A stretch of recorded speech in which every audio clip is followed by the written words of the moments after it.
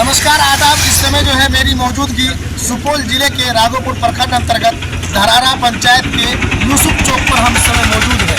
जैसा कि आप जान रहे हैं, लोकसभा चुनाव का जैसे ही घोषणा हुआ, सभी राजनीतिक दलों के कार्यकर्ता से लेकर के आम आवाम चर्चा करने लगा है।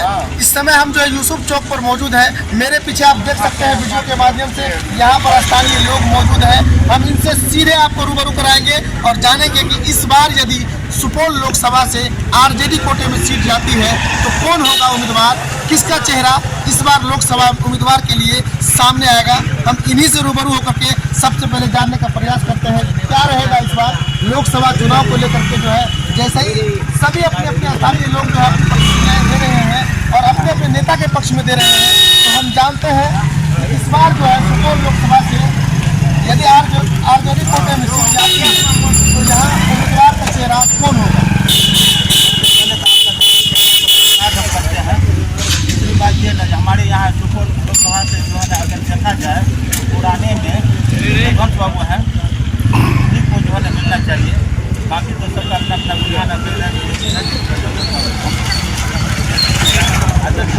चाहते हैं और यहाँ जो है सुपौल में वो जो है ना ढंग से जो है मेहनत और लगन के साथ काम करके सब कुछ एक साथ लगते हैं। जो बेहतर कोई नहीं हो सकता आरजेडी के लिए। क्या आप जो इस तरीके से बता रहे हैं का लोकप्रियता है, किसी को ये मौका मिलना चाहिए, यही कहना है जी। आइए यहाँ पर जो है और भी स्थानीय लोग हैं, उनसे जानने की प्रयास करते हैं कि इस बार यदि लोकसभा चुनाव का अगर आरजेडी कोटा में सीट जाती है तो क्या रहेगा इस बार और किसकी किस्मत जो है आजमाने के लिए मौका देगा पार्टी की तरफ से, क्या कहना है आपका? आरजेडी से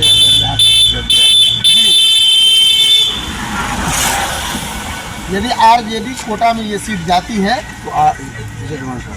तो युद्धवंश बाबू को, अगर अन्य जो है एलायंस के किसी और पार्टी में अगर जाता है ये सीट, गठबंधन से हो, गठबंधन से हो तो किसका? तो रंजीता रंजन। और भी हम जानते हैं यहाँ पर और भी बुद्धिजीवी लोग हैं। चाचा, यदि अगर इंडिया अलायंस के अलावा अगर आरजेडी कोटा में ये सीट जाता है तो कौन होगा उम्मीदवार?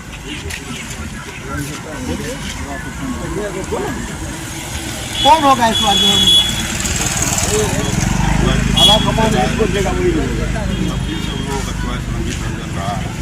अगर आरजेडी कोटे से आते हैं, अगर इंडिया अलायंस की ओर से अगर सीट दी जाती है तो कौन हो?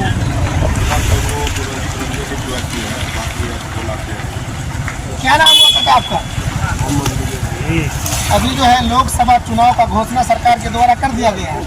हम ये जानने की प्रयास कर रहे हैं आप लोगों के बीच में, यदि आरजेडी कोटा में ये सुपौल लोकसभा का सीट जाता है तो मुख्य उम्मीदवार का चेहरा कौन हो? भैया ये मंजूर हो जी, आला कमान को जिस पर जो है जिसको टिकट दिया जाएगा सुपौल लोकसभा से उसको हम लोग मानेंगे। पार्टी का सिर्फ चेहरा होना चाहिए। हाँ, इनसे भी मिल आइए और भी लोग हैं, उनको जानने का प्रयास करते हैं। रोशनी में आ जाइए आप इधर। क्या नाम हुआ? मोहम्मद मंजूर। ये कौन सी जगह है? यूसुफ चौक। हम ये जानने की कोशिश कर रहे हैं डोर टू डोर और चौक चौराहा से लेकर के कि लोकसभा चुनाव का घोषणा सरकार के द्वारा कर दिया गया है।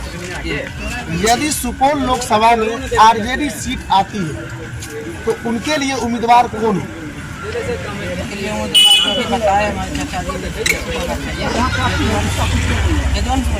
हाँ, युद्धवंश कुमार जी का ले रहा है। जी बस नहीं तो अगर महागठबंधन से है तो रंजीता रंजन होनी चाहिए।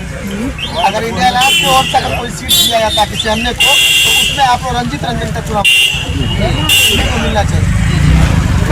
क्या नाम है? मेरा नाम मोहम्मद मंजूर जी है। इनका ये कहना है कि यदि इंडिया अलायंस के द्वारा अगर यहाँ पर सीट दी जाती है तो रंजीत रंजन जी को मौका मिलना चाहिए, अन्यथा आरजेडी कोटा में अगर सीट जाता है तो युद्धवंश कुमार जी को ये सीट जाना चाहिए। आइए और जानने की कोशिश करते हैं। अभी जो है सुपौल लोकसभा चुनाव का घोषणा कर दिया गया है। सभी राजनीतिक दल अपने अपने पार्टी के पक्ष में जो है अपनी प्रतिक्रियाएं दे रहे हैं। हम ये जानने की कोशिश कर रहे हैं कि यदि सुपौल लोकसभा आरजेडी कोटा की सीट बन जाती है, उम्मीदवार के रूप में कौन सा चेहरा देखना पसंद करेंगे? हम आरजेडी कोटा की बात कर रहे हैं। यदि आरजेडी कोटा में ये सीट जाता है तो कौन चेहरा? बाबू नाम कहा। जी बोलिए।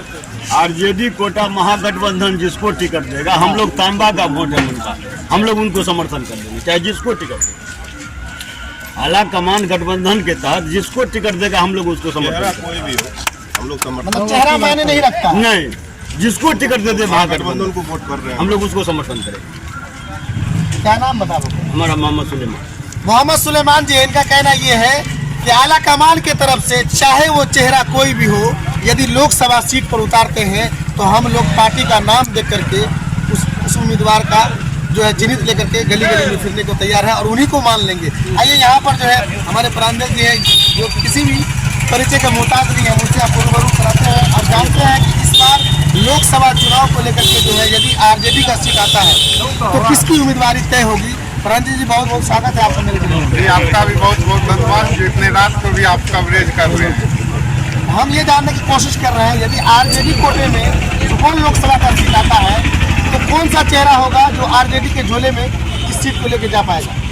देखिए, ये सुपौल लोकसभा 2009 लोकसभा से अस्तित्व में आया है। 2008 के जनगणना के बाद ये 2009 में लोकसभा बना है। तो यहाँ पे 3 चुनाव हुआ है, 9, 14 और 19। यहाँ से आज तक राष्ट्रीय जनता दल नहीं लड़ी है, गठबंधन में ही चले जाता है। 9 में लोजपा लड़ गया, फिर 14 और 19 में कांग्रेस लड़ी। तो बीते दिन हम पटना में नेता प्रतिपक्ष आदरणीय तेजस्वी यादव जी से भी मुलाकात करा, राष्ट्रीय अध्यक्ष आदरणीय हम लोगों के अभिभावक लालू प्रसाद जी से भी मुलाकात करके हमने उनसे मांग किया है जो सुपौल लोकसभा में राष्ट्रीय जनता दल का मजबूत स्थिति है, लेकिन यहाँ से आज तक राष्ट्रीय जनता दल चुनाव नहीं लड़ी है। तो सुपौल लोकसभा से 2024 में हम लोग का मांग है कि राष्ट्रीय जनता दल चुनाव लड़े और यहाँ पे राष्ट्रीय जनता दल में वैसे अभी आपको बहुत नेता मिल जाएंगे। सबका इच्छा भी होता है जो हम चुनाव लड़े, जब कार्यकर्ता है पार्टी में है तो चुनाव लड़े, लेकिन जो जमीनी स्तर पे और सबके हर एक सुख दुख में 12 बजे रात में हो कि 12 बजे दिन में हो, आप फोन कीजिएगा पूर्व विधायक आदरणीय यदुवंश बाबू को, तो आपको आजकल लोग मुखिया बन जाता है तो फ़ोन नहीं रिसीव करता है, एक बार बन गया तो, लेकिन उनमें ये क्षमता है 12 बजे रात में भी आप फ़ोन कीजिएगा, आप कहीं रहेंगे तो आपका फ़ोन का रिस्पांस लेंगे और आपका जो काम होगा वो काम उससे जो होने वाला होगा वो करा देंगे। तो हम लोग का तो एकमात्र मांग है पार्टी आलाकमान से आदरणीय यदुवंश बाबू को सुपौल लोकसभा से प्रत्याशी बनाया जाए। चूँकि उनके पास लंबा अनुभव रहा है, 80 से लगातार वो विधानसभा का चुनाव हो, उससे पहले मुखिया प्रमुख रह चुके हैं, विधायक रह चुके हैं। तो हम लोग का मांग है उनका अब लास्ट क्या कहते हैं एज के पड़ाव पे भी है, तो एक बार वो दिल्ली तक जाए और दिल्ली लोकसभा में हम लोग 3 बार से चुन के भेज रहे हैं, लेकिन लोकसभा में सुपौल का प्रतिनिधित्व नहीं हो पाता है, वहाँ पे हम लोग का आवाज़ नहीं उठ पाता है। तो हम लोग का मांग है कि यदुवंश बाबू से वहाँ पे अगर सांसद पहुँचते हैं तो हम लोग का मजबूती से आवाज़ किसान नौजवान छात्र का सबका आवाज़ वहाँ पे उठाने का काम करेंगे। तो मेरा आलाकमान से तो मांग है जो राष्ट्रीय जनता दल का प्रत्याशी हो सुपौल लोकसभा से और प्रत्याशी में भी आदरणीय यदुवंश बाबू उम्मीदवार हो। देखिए, ये जो अभी हमारे प्रांजल जी से हम आपको रूबरू करा रहे थे, आप जान रहे थे उनकी प्रक्रिया क्या थी और इस पर उन्होंने बहुत गहनता से रोशनी डाला। उन्होंने बताया कि यदि अनुभवी नेता को अगर कोई देखना चाहता है तो वो मात्र एक यदुवंश बाबू है। जो हमारे व्यूअर्स हमारे वीडियो को देख रहे हैं, ज़्यादा से ज़्यादा शेयर करें और लाइक करें, कमेंट कर अपनी प्रतिक्रियाएं जरूर दें। फिर मिलते हैं हम आपके नेक्स्ट वीडियो में, तब तक